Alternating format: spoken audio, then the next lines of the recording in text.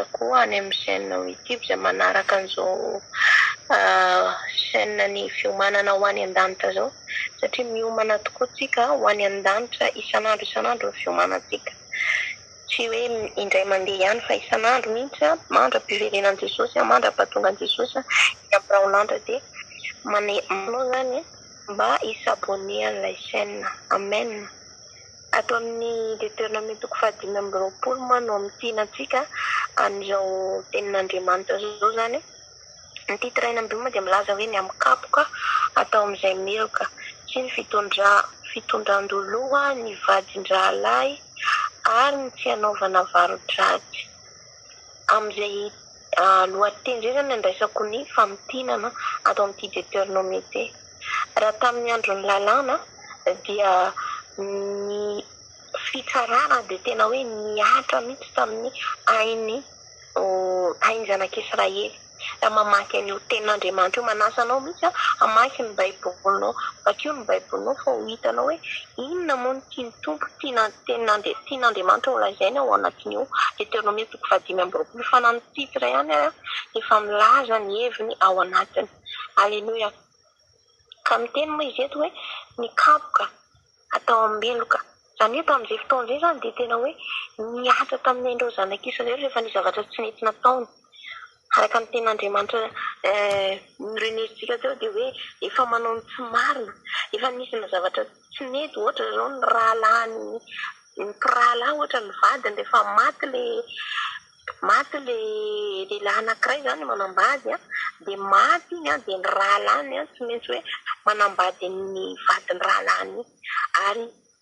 ny andraikitra an'iny zany dia manara-maso an'iny vadiny iny izy zany no misolo an'ilay rahalahiny maty manambady an'iny vehivavy na dia hoe tsy tiany ary, fa zay ny lalàna nipetraka.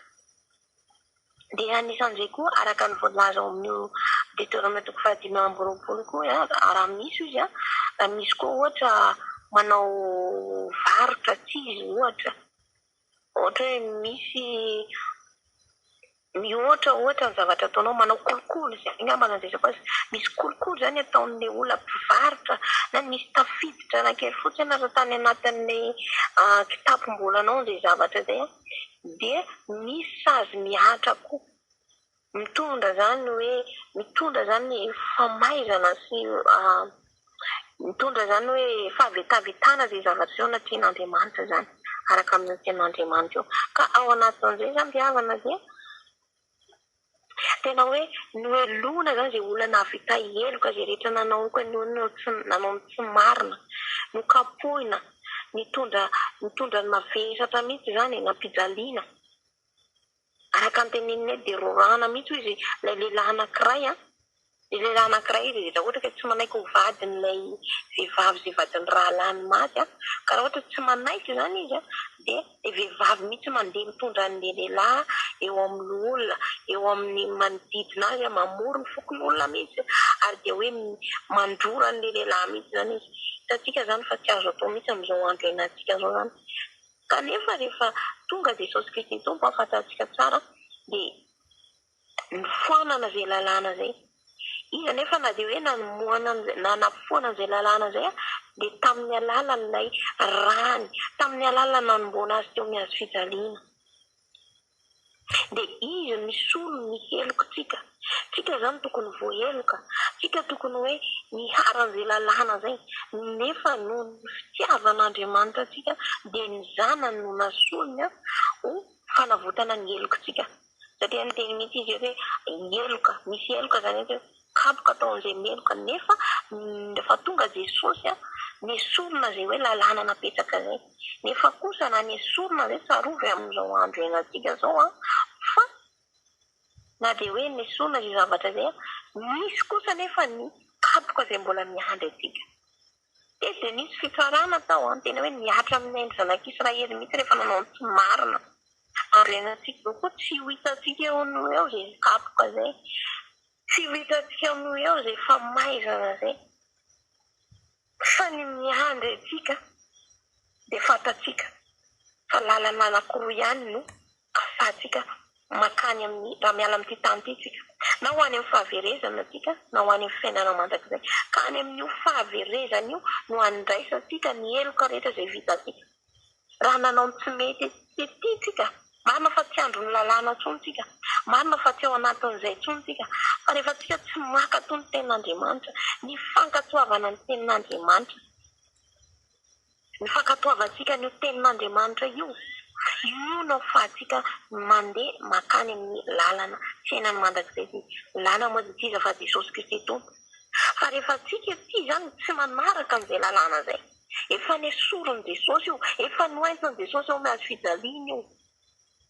io hoe tsy anjaratsika no mitsara telo dia mbola nisy ny fitsarana nisy ny fitsarana fa amin'izao andro iainantsika zao misy ny fitsarana olombelona fa ny mpitsara tena hoe lehibe indrindra dia Andriamanitra raha misy zavatra tsy mety ataotsika marina fa tsy maintsy mahazo sazy tsika tsy maintsy mandray ny valinasa tsika ety fa ny tena valinasa miady atsika koa tsika kristianina satria misy lalàna maro arahantsika atao n'ity baiboly ity tsy andro ny lalàna tsontsika fa kosa ankatoavana ny tenin'Andriamanitra ka raha tsika tsy mankatoa an'izay dia ho any amin'ny fahaverezana ny miandry atsika any kapoka miandry atsika any ny eloka miandry atsika any le famaizana tena hoe mandrakizay tsisy hoe mbola hoe angatsiatsika ianao mbola afaka hoe mitaraina na afaka hoe miala ao anatin'ilay hafa anao tsy afaka anao zay fa mandrakizay ny fijalianao la elokotsika zany la elokotsika raha tsika tsy mitondra an'izany eo amin'ny Jesosy fa aoka tsika zany satria tsika tsy ambanin'izay lalàna zay intsony efa nentin' Jesosy miazo fijaliana dia aoka omentsika hoentsika eo amin'ny Jesosy zay zavatra zay ho ankatoavitsika io teniny io